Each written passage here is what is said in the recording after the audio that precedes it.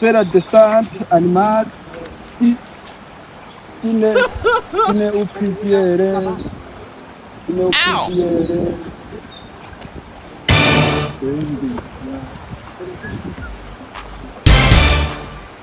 antibiotiques, chimère marine qui prend essence dans Hello.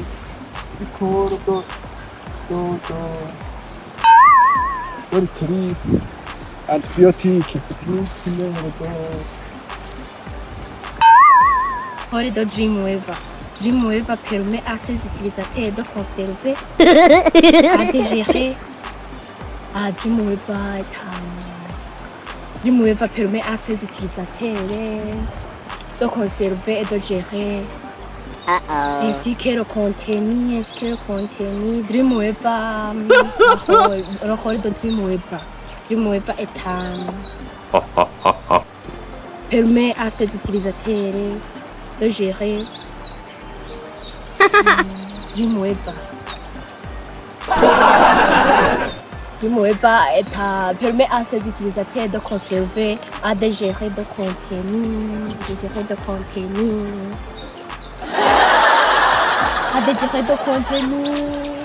Dreamweaver permet à ses utilisateurs de conserver. La dialyse, c'est une machine qui fonctionne comme... La dialyse, c'est une machine qui fonctionne comme un apple. Oh my God. La dialyse, c'est une machine qui fonctionne. La dialyse, c'est une machine qui fonctionne comme un néphro. La dialyse, c'est une machine qui fonctionne néphro. La dialyse, c'est une machine qui fonctionne. La dialyse, c'est une machine qui fonctionne comme un néphro. La dialyse, c'est une machine qui fonctionne comme un néphro. Oh yeah. La dialyse, c'est une machine qui fonctionne. Amashuri. Aya mashuri. Definition y'iminota n'isekondi ibiri yakwinjiye. La dialyse, c'est une machine qui fonctionne comme néphro. La dialyse, c'est une machine qui fonctionne comme néphro. La dialyse, c'est une machine qui fonctionne comme néphro. La dialyse, c'est une machine qui fonctionne comme néphro. La dialyse, c'est une machine qui...